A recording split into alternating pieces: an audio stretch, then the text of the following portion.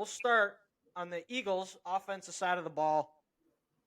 Stick with what got you there. Run the ball. Be effective. It might be ugly early. It might be tough sledding right away, but I think the Eagles need to stick with it. Another thing is get A.J. Brown involved early as well. They got him involved early in the NFC Championship game. It made the brought out guys for the Niners to cover him. But back to running the ball. That's the key to their entire offense. If they're able to run the ball, if Jalen Hurts is able to run the ball, that opens up play action where they are best at.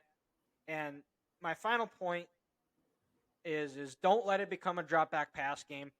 If you're the Eagles, you want to play this game in front. You don't want to play from behind where you're forcing Jalen Hurts into a drop back pass game, which is something that he has not really proven he's capable of doing. He hasn't really had to do it yet this year. So in the end, you just do your best to not let it get to that. I'll go as the person who will not be rooting for the Eagles on Sunday. But I couldn't tell. I don't know what gave it away. I don't know. I don't know. Something must have gave it away. But for me, point number one here: touchdowns in the red zone. You do not beat the Kansas City Chiefs by kicking field goals. Ask Sean McDermott how that went in the 2020 AFC title game in Arrowhead. Chiefs came out 38-24. And also on that note, the Chiefs have the worst red zone defense in the NFL, so you need to take advantage of a weakness that the Chiefs have there. And then, on that note where you need to score touchdowns and not kick field goals, no turnovers. Don't give the Chiefs extra possessions and free possessions on a sudden change, because that's when Andy might dial up a shot and he's going to take advantage. And if you give this offense, score 29 points a game, over 400 yards a game in the NFL, extra possessions, that will come back to bite you in the ass and you will lose. And then, Dylan, kind of just like what you said, no matter the score of the game, you could be down 2 touchdowns, you could be up 2 touchdowns. Stick to the running game. It's what got you there. Some Sanders action. Gainwell, Jalen himself. No matter what it is, keep running the ball, Philadelphia, because when you dominated the Giants and dominated the Niners, you owned the line of scrimmage and you ran the ball down the opposing defense's throat all game. I'm going right with you guys with the run game, but one, Kenneth Gainwell needs touches. I swear every game I watch, I've only probably watched like 3 or 4 of them this year, but every time he gets the ball, he makes a play. Like the first 3 touches of the game, each went for 19 yards versus the 49ers 2 weeks ago. But honestly, I think he's better than Sanders. I think he fits that offense better. I don't think Miles Sanders is that great. Call me crazy, but I think Kenneth Gainwell might be better. Use Hurts' legs, design QB runs, extending plays. That's really what's going to be hard for the Chiefs, is those designed runs where he's a beast. But limit him to 40, 50 yards, and I'd say that's pretty goddamn good considering how many he has been going off on people. And then the third one, attack the young corners early and often. You have both rookies, right, on both sides now? Yeah, L'Jarius has the yeah. And then rookies on the outside. Yeah, so you got to test these guys right away. I mean, maybe do an early double move with Devontae Smith or something. Like test how they're feeling, how loose they are, how tight they're playing. It's the biggest game of their life. Like just get out there and just see what they got. If they hold up, great, get back to the run game. But if not, just keep pounding it down the field.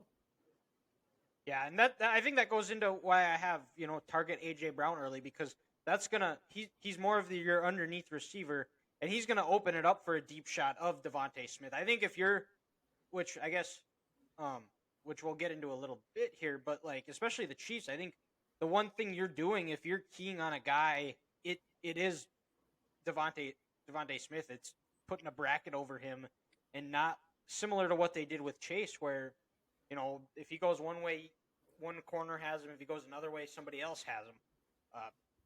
I think that's going to be key too. Is just if you're the Chiefs, don't allow the explosive plays. Well, and I'll be intrigued to see on that note where the Eagles' offense lines up AJ, because if you put him inside the slot, he's going to go up against L'Jarius Sneed. If he plays, but he was back on the practice field doing some small drills last week in Kansas City before they flew, so I would think he's going to pass concussion protocol. He's going to play then. Yeah, so it's just a matter of time. If this game was last week, he might not have played. But if you line up AJ on the outside, You're going to go up against Trent McDuffie, Jalen Watson, or Joshua Williams. And if you're the Eagles, you want him going up against McDuffie because those other two are big body guys who can, match him physically if you're going for a 50-50 ball. So it'll be interesting. That'll be part of that chess game to see where the Eagles coaching staff lines A.J. Brown up. Yeah, I think another thing too with the Eagles is this is Nick Sirianni's first time coaching in the Super Bowl. You've seen it before with first time coaches where they almost put too much into it. They almost over prepare. Sean McVay talked about it when they played the Patriots when they made it in 2018 about how 2 weeks to prepare. That it could be a good thing, it can be a bad thing, and that one it wasn't a good thing because he sat in his desk late hours of the night preparing and overthinking it, and it showed where they didn't even score a touchdown in that game. Mm-hmm.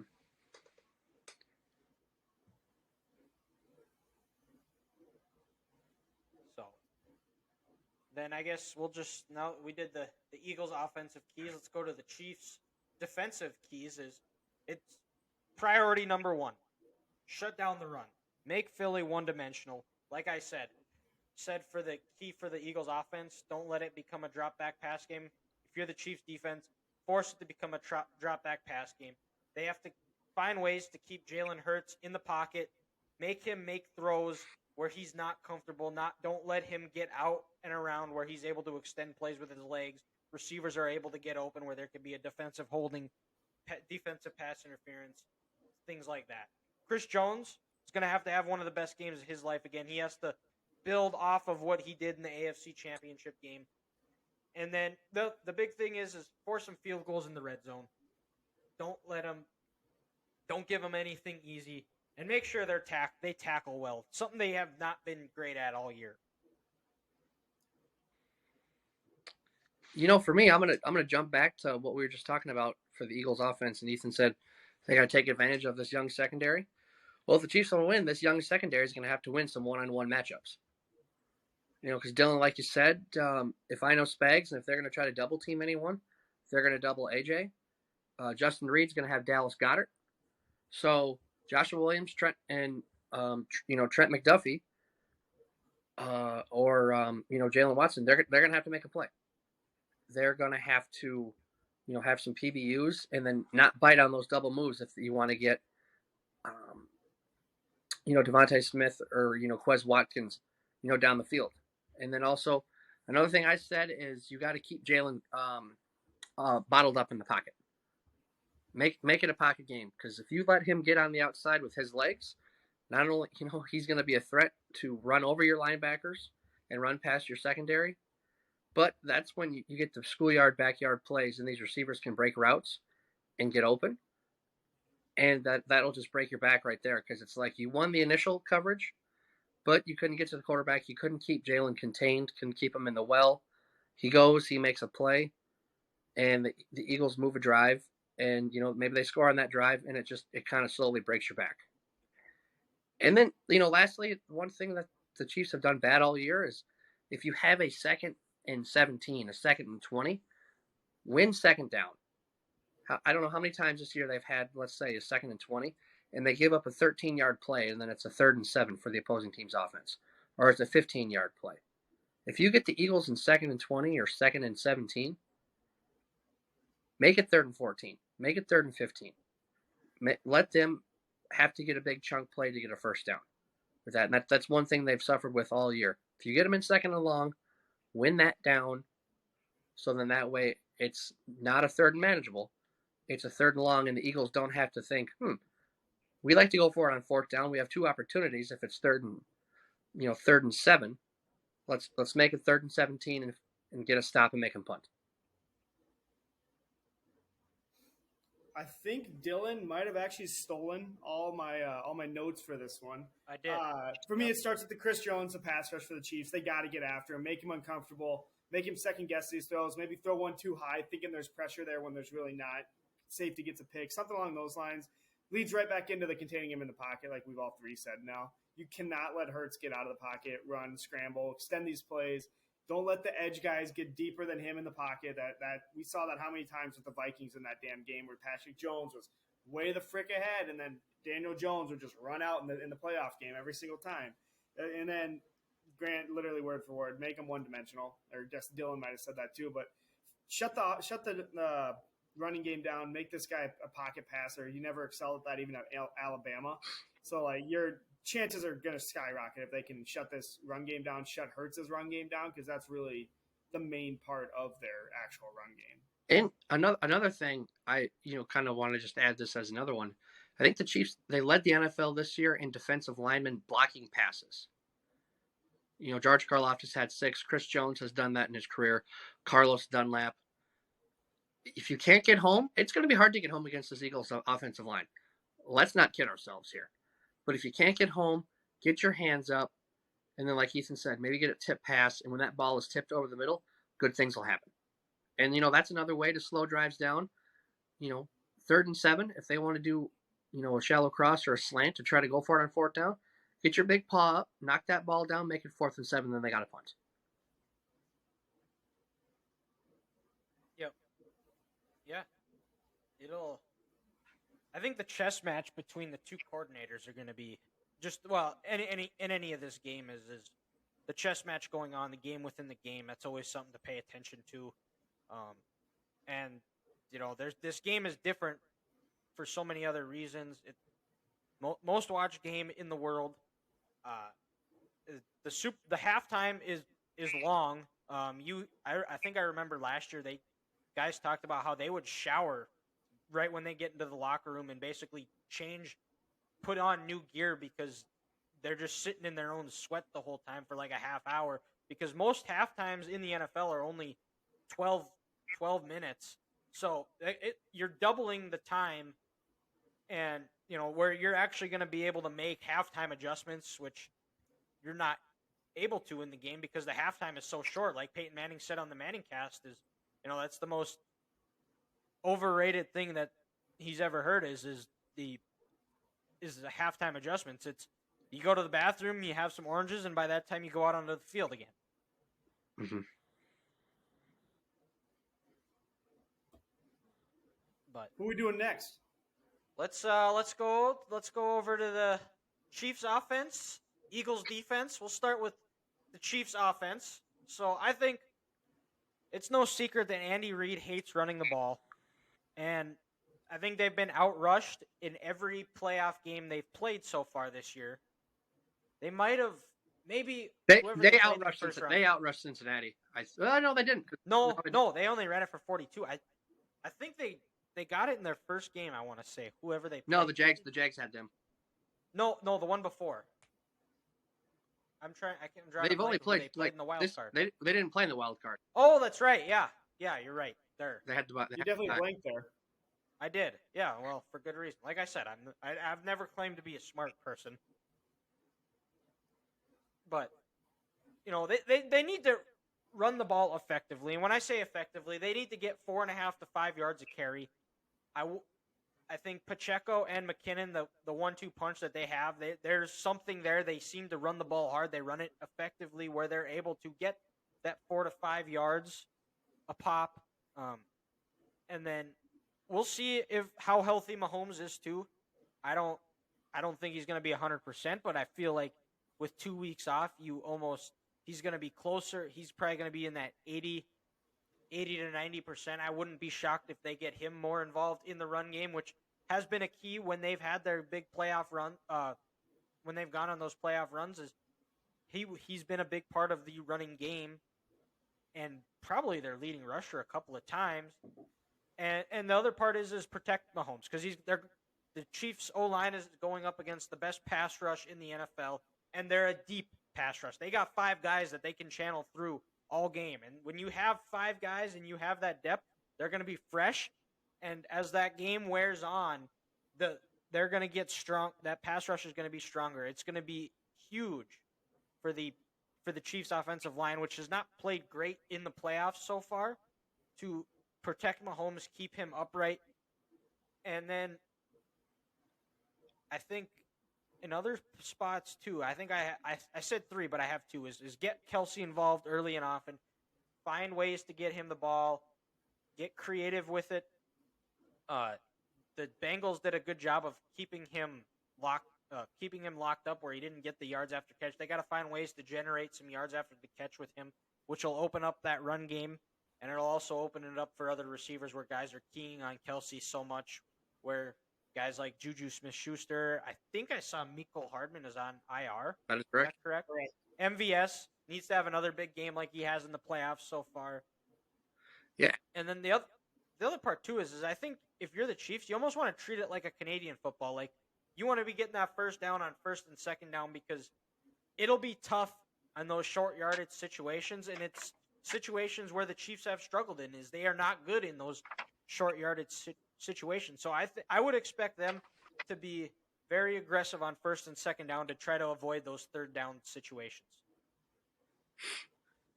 And Dylan, to kind of piggyback off your Travis Kelsey take, I'm kind of actually on the opposite end of that spectrum.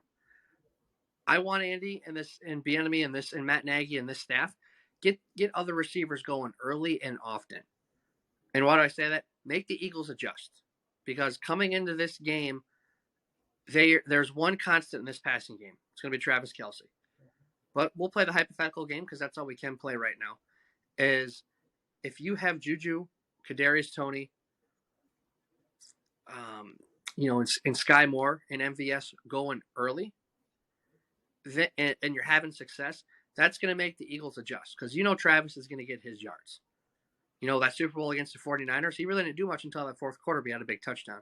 If you get those other receivers going and you're having success, Philadelphia's going to have to change some things up because they might not be able to, guard Kelsey the way they want to, or if they will, just take advantage of these receivers all game if you can, get them going early. And then you mentioned Philadelphia with their best pass rush in the NFL, 70 sacks in the regular season. Use a little tempo. Find a personnel grouping you like. If you get a nice chunk play on first down where you get 13, 14 yards, keep that same personnel group out there. You don't have to go no huddle, but just, kind of go fast. Quick little huddle right there. Get Philadelphia on their toes. So then they can't rotate bodies throughout that drive. And if their defensive linemen are on the play for a 7, 8, 9, 10 play drive, then they get a little tired with that. So, you all know how creative Andy and this offensive staff is. You can have multiple different plays out of one personnel group. So find a group you like and just go a little fast so the Eagles aren't fresh and they can't rotate those bodies. And then, the last one, kind of like what the Patriots, in my eyes, did when they played the Seahawks in that 2014 Super Bowl. You have to at least attempt to run the ball to have the Eagles respect you. I'm not saying you're going to rush for over 100 yards against this Eagles defense, because that's going to be tough.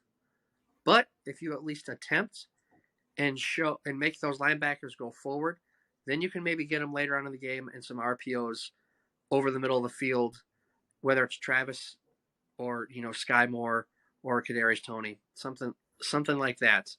As long as you're just attempting and those linebackers have to respect you, then it's going to be they might be able to have some success against this defense. I'm going to start going to Mahomes, but moving him around the pocket a little bit, getting him outside the pocket, kind of, I guess, putting this pass rush on ice for a little bit, just kind of getting him out of there, getting him away from the heat. I know his ankle's not 100%, so you're probably going to have to be a little bit careful on it, but at the same time, you're not going to be able to afford to let him just sit there and get absolutely annihilated. But also, number one, don't block. Don't be Kyle Shanahan. Do not block a D end with a tight end multiple times. It doesn't end well. Well, the good thing is Travis Kelsey is is allergic to blocking. Yes. So that won't be something that I will expect him. Every once in a while, they'll try to throw in a Noah Gray, but he's not blocking that one guy by himself. No. Hassan Riddick will absolutely annihilate him, considering he annihilated Kittle, who very well might be the best blocking tight end in the league. Yeah. But get McKinnon involved. I know you guys have both mentioned his name or whatever already, but get him in some screens, get him in some space. That's really where he excels. He really can do good, I think, versus these linebackers of the Eagles, Get him in space, let him work, almost like the Vikings don't do with Dalvin Cook enough. But So like last what the Patriots did with Shane Vereen in yeah, Super Bowl 49. yeah, and Mike White. Yeah, I think it Yep. was Mike. White. Yeah, James White. James- James James- White. James White. That's it. Yeah, 100%. And then in the very little I've watched the Philly defense, they were very opportunistic. That's what I was trying to say. Big It's a big word. word. It And is. very aggressive. But make them pay for that. Do a couple double moves. Do a slant and go. Use these screens against them to even help alleviate that pass rush even more. Like that stuff's really going to help the Chiefs move the ball, but just get away from this heat. Well, and to your point, Ethan, Andy Reid has the best screen game in the NFL. Yeah. That could be to Jerick McKinnon. That could be, a Kelce. little something to Travis Kelce. Or I know he was just activated off IR today. Clyde Edwards-Helaire scored on a shovel pass, like a screen pass, in Week 1 in the same stadium. Mm-hmm. Oh, speaking of with- which, with good point, Grant, that you brought this up. Yep. You know that whoever wins this game will officially have more wins in State Farm Stadium than the Arizona Cardinals will this year. I did know that. Wow. Yep. There you go. Yeah, because the Chiefs got to win Week 1 and the Eagles, I think, Week 4? They only won one home game all year. One Yep. game. Thursday night against New Orleans.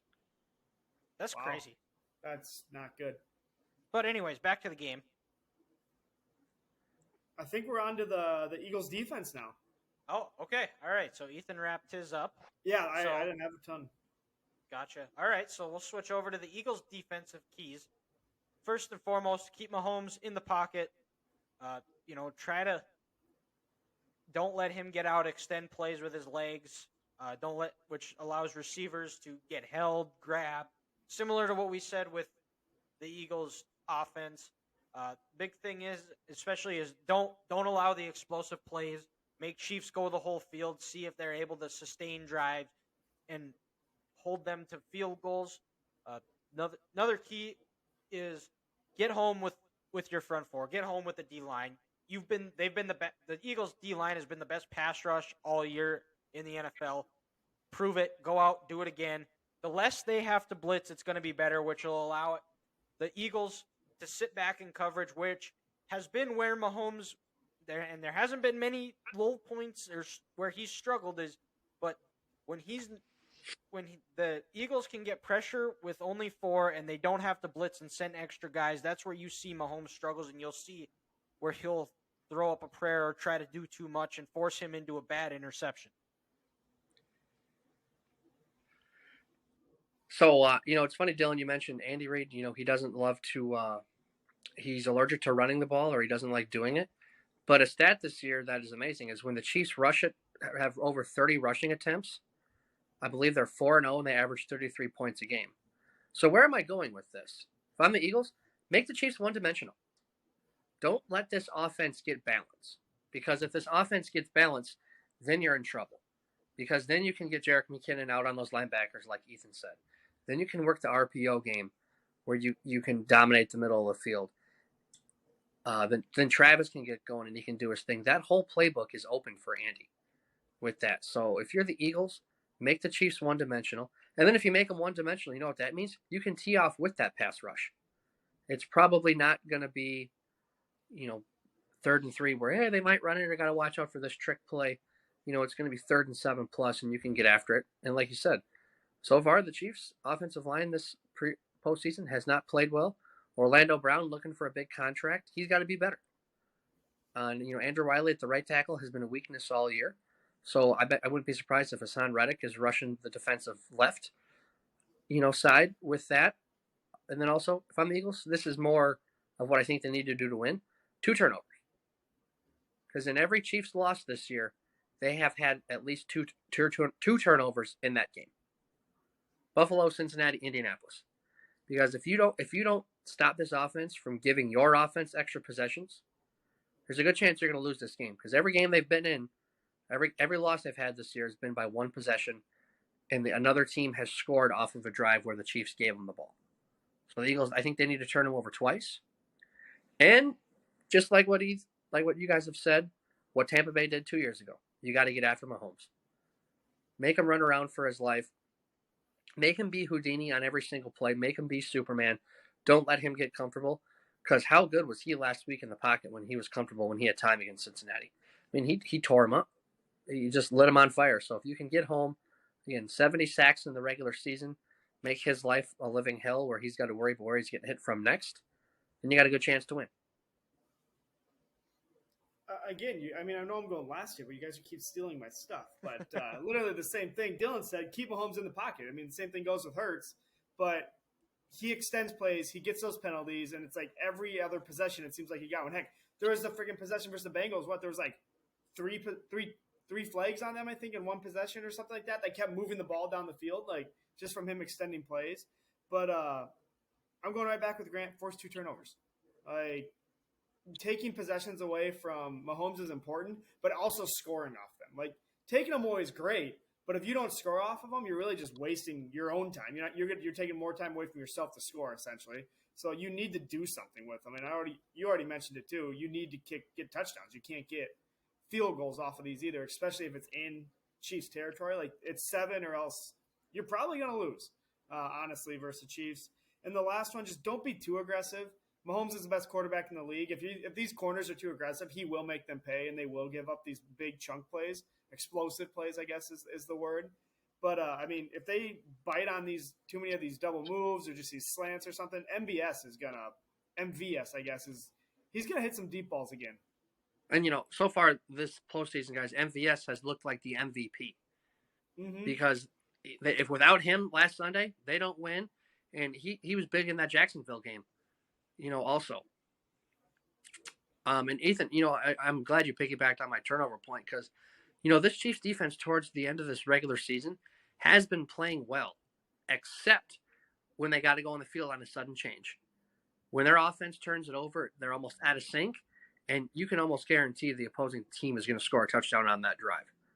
So, if the Eagles want to give their offense a benefit to win, they got to turn the Chiefs offense over. Yeah, well, and the last time they played back in 2021, I think the Eagles limited the Chiefs to like 8 possessions in the game. They score, 8, because the last one was a kneel down.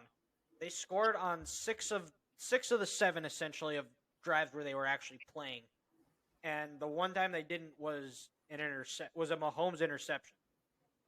So they didn't force a punt the entire game. Obviously, that was when Nick Sirianni was new. He was still figuring things out. Same with Jalen Hurts, but that's also something just thrown out there.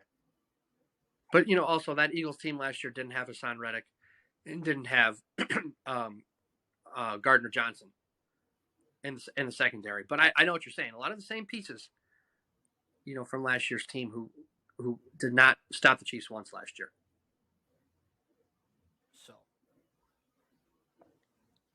So I suppose you guys got anything else? No. No. We doing predictions next. Yeah. We're getting to predictions. All right. So since I've gone first for everything. I'll let you guys decide which one's starting and which one. Since you guys have stolen everything of mine, I'm just gonna go first. I'm just gonna be selfish. Okay. But I have Chiefs 29, Eagles 20.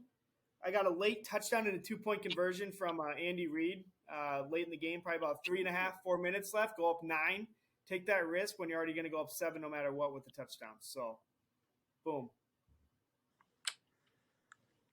All right. And it's funny. Great minds must think alike, because I'm with Ethan here. On the score of the Chiefs, I'm going to say Chiefs 29, Eagles 23. Okay. With that, I think it's just kind of a magical year.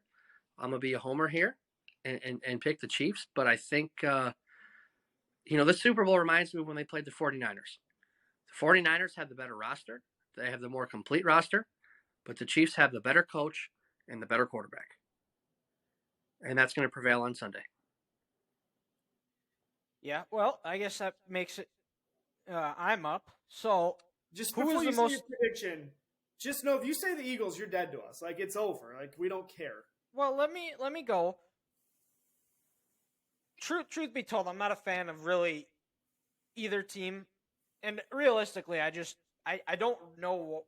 Eagles is obvious because I'm a Cowboys fan and they're a despicable, awful franchise. Just Fans. there's nothing, no redeeming qualities about them. You know, they can barely read. You know, These are facts. they can't read. They're not smart. I have yet to know a intelligent Eagles fan. And if you find one, let me know because, you know, a blind squirrel finds a nut every once in a while. They're few and far between. Chiefs, I know I'm around way too many Chiefs fans. They're just all around my life. Grant's a Chiefs fan. My boss is a Chiefs fan. Head coach of where I coach football at. Diehard Chiefs fan. They're everywhere, and I have to hear Mahomes this, Mahomes that, Mahomes this, Mahomes that. He's not Tom Brady. Okay, so just stop. Don't compare him to it. I know, Grant, you're not one that compares him, but I'm around other people that do. Would say he's the greatest thing ever. When Tom Brady whooped his ass in the Super Bowl, it was a great day where I was able to walk in with my chest held high. Hey, it wasn't Tom Brady. It was that defense. Well, Tom Brady was Super Bowl MVP. Which was erroneous. It should have been Devin White. And you know what? That reminds me of that Super Bowl. People, you know, after the third touchdown, Tyron was talking shit to Brady, and Brady was giving it back. And people were like, oh, the game was over when that happened. You don't talk shit to Brady. The game was over at that point. They were getting their ass kicked. Tom was up. Tom had nothing to do about that. That was Devin White and those dogs on that Tampa Bay defense that day. So, yeah, I'm not going to lie. The Chiefs got their ass kicked that day. But don't bring up Tom Brady. Let's talk about that Tampa Bay defense. It was Tom Brady. We'll wish him a happy retirement. I'm not going to say Patrick Mahomes is Tom Brady, or will he ever be? I have no idea. But he is the only other quarterback to go to the Super Bowl 3 times in his first 6 seasons. So there is some similarity there. Just throwing that out. I don't even know if Patrick Mahomes is better than Dak Prescott. Pat Mahomes has never won a road playoff game, and Dak Prescott has never lost a Super Bowl. We're not going to get into specifics about it, but that's my story. I am sticking to it. I am the anti-Pat. I told my boss I am the CEO of anti-Pat Mahomes propaganda. So there it is. But this game, Eagles are 1.5 favorites, and I've gone back and forth with this. And for me, who's the quarterback for the Eagles? Jalen Hurts. Jalen Hurts. Okay. And who is the quarterback for the Chiefs? I think Tom Brady Jr. I think it's Patrick Mahomes, if I listen to you correctly.